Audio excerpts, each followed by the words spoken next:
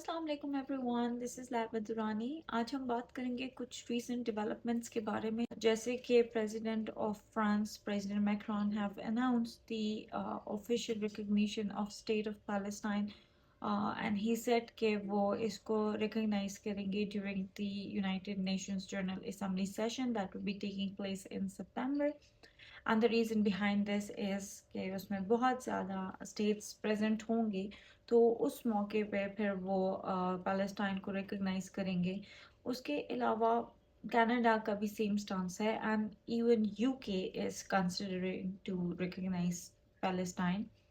Now, this holds great significance and is very important because these three states they have a major say in international politics. They are very influential states. UK and France are the permanent member of United Nations Security Council and they are also allies of US and Israel. तो उनकी तरफ से इस तरह के बड़े statements आना ये एक बहुत ही ज़्यादा इम्पॉर्टेंट और अनप्रेसिडेंटेड डेवलपमेंट थी, क्योंकि इससे एक तो इसराइल पर यूएस पर एक प्रेशर डेवलप होगा। दूसरा, फ्रांस को अगर हम देखें तो France is one of the most strongest country in European Union. France and Germany, both of them. इनको यूरोपियन यूनियन का बैकबोन समझा जाता है। और अभी यूरोप के काफ़ी ज़्यादा वेस्टर्न स्टेट्स ने पैलेस्टाइन को रिकॉग्नाइज कर लिया है।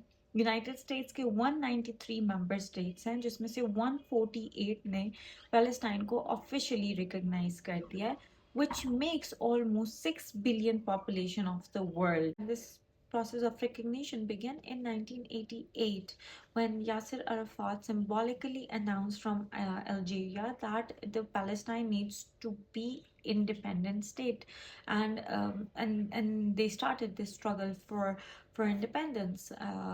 He established the PLO, Palestinian Liberation Organization.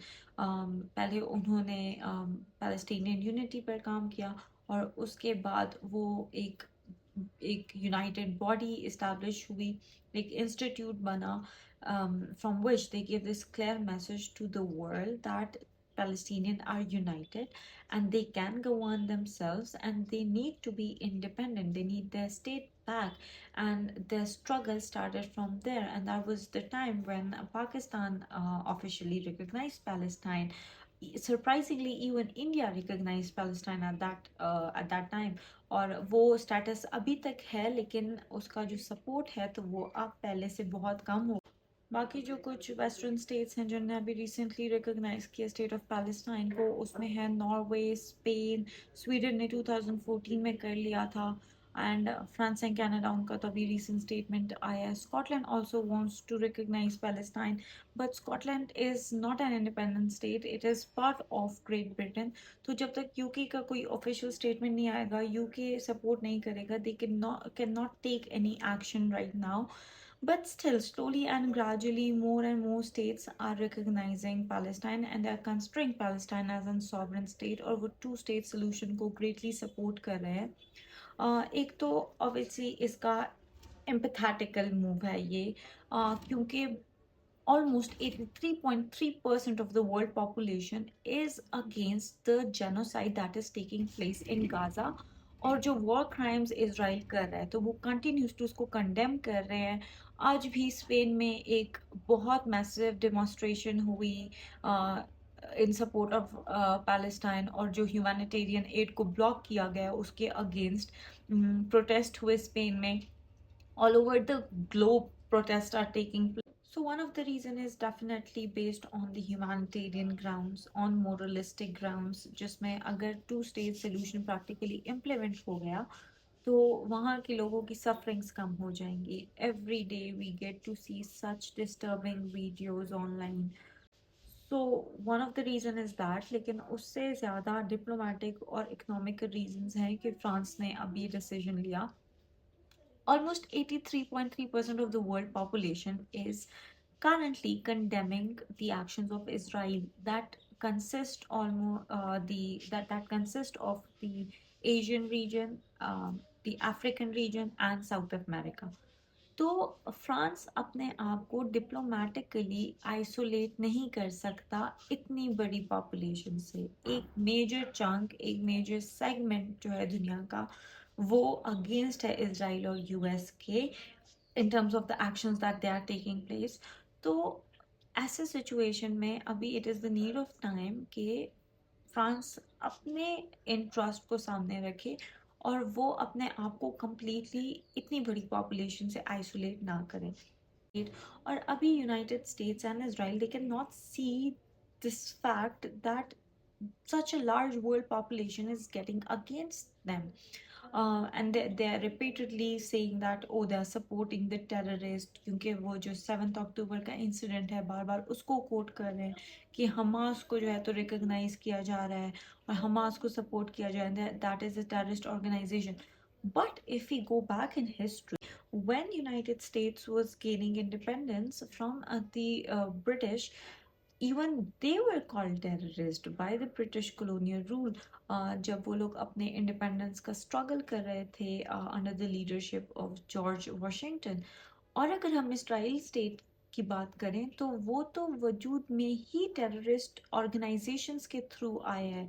At that time जो इमिग्रेंट्स थे जायनिस्ट ज्यूइश, जो कि फिर अरब में सेटल हो गए थे, पैलेस्टाइन आ गए थे, वहाँ के नेटिव्स पे वो लोग टेररिस्ट अटैक करते थे, वहाँ पे मर्डर्स करते थे, रेप केसेस बहुत ज़्यादा रिपोर्ट होते थे.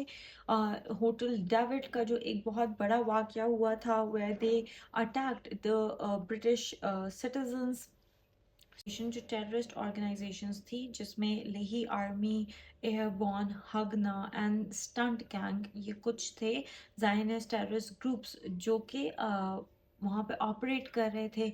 और उन्होंने ही फिर इजराइल स्टेट को इस्टेब्लिश किया और 1947 में. And these were the kind of organisations जिनको United States, Arab world, the Muslim world, even UK and DMI officially recognized as the terrorist organization. वो दहशतगर्द organizations और groups थी. और फिर जब 1947 और 1948 में यूनाइटेड नेशंस ने इसराइल को एज अ स्टेट रिकॉग्नाइज किया तो इन्हीं टेररिस्ट ऑर्गेनाइजेशन के मेंबर्स वहाँ पे प्रेजेंट थे. इन्हीं में से फिर इसराइल का जो प्रेसिडेंट था वो अपॉइंट हुआ, उनके जो सिक्योरिटी गार्ड्स थे वो अपॉइंट हुए.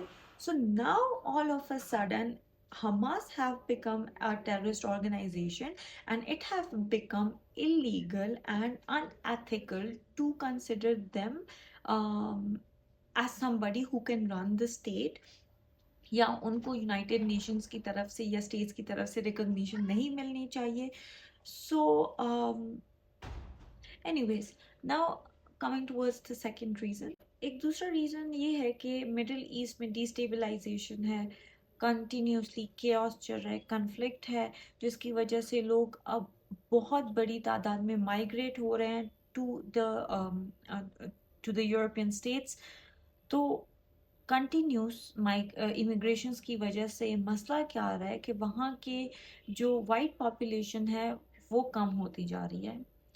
और अब वहाँ के जो लिबरल पार्टीज़ हैं उनको ये ख़तरा है कि अगर ये इमिग्रेशन रोकी ना गई और इसी तरह हालात ख़राब होते गए और लोग अब यूरोपियन स्टेट्स आते गए तो लिबरल पार्टीज़ वहाँ पे वीक होती जाएंगी और जो कंजर्वेटिव पार्टीज़ हैं वो स्ट्रॉन्ग होती जाएंगी. उसके अलावा उन स्टेट्स पर ऑब्वियसली इकोनॉमिक बर्डन भी आएगा, एक प्रेशर आएगा. और अगर गाज़ा का ये सिचुएशन बेहतर ना हुई, ये वॉर ना रोकी गई और कोई इसके लिए परमानेंट सोल्यूशन ना निकाला गया तो मिडिल ईस्ट की जो डिस्टेबलाइजेशन है वो बढ़ेगी. Now they are attempting to reverse this destabilisation. और अगर उसको कम्प्लीटली रिवर्स नहीं कर सकते तो वो कुछ ऐसे मेजर्स ले रहे हैं जिससे वो ओवरकम हो सके, ताकि ये जो इमिग्रेशन का मसला है वो भी सॉर्ट आउट हो सके और एक परमानेंट सोल्यूशन निकल सके मिडल ईस्ट के इस केओस का. Now there is almost 14 million population है in Israel and in Palestine, which includes, I mean, like this whole territory, which includes the Gaza, the West Bank, the East Jerusalem, and the Israel. उसमें 7 million Palestinian population है और almost 7 million के करीब Jewish population है. So if the war escalates, अब इतनी बड़ी population जब हालात वहाँ पे ख़राब होंगे, they need to be settled somewhere. और जो वहाँ के अरब स्टेट्स हैं, जो इर्द गिर्द के, इजिप्ट हो गया, जॉर्डन हो गया, लिबिया हो गया, वहाँ पे ऑलरेडी इतना great influx of refugees हो गए, they do not have any more space and they would ultimately move to Europe. तो there's more than it is a moralistic or empathetical move, it is the diplomatic and an economical move कि इसका एक solution निकाला जा सके ताकि उनके अपने states पर अब और burden ना आए और उनके अपने मुल्क के हालात इस वजह से ख़राब ना हो. एक चीज़ जो काफ़ी debatable है आजकल, that is whether France, UK and Canada will be able to sustain their decision. क्या वो अपने अलाय यूनाइटेड स्टेट्स जो सुपर पावर भी है उसके अगेंस्ट जाना अफोर्ड कर पाएंगे. तो अगर देखा जाए भी रिसेंटली यूनाइटेड स्टेट्स ने अपने अलाइज को डिग्निटी के साथ ट्रीट करना छोड़ दिया है.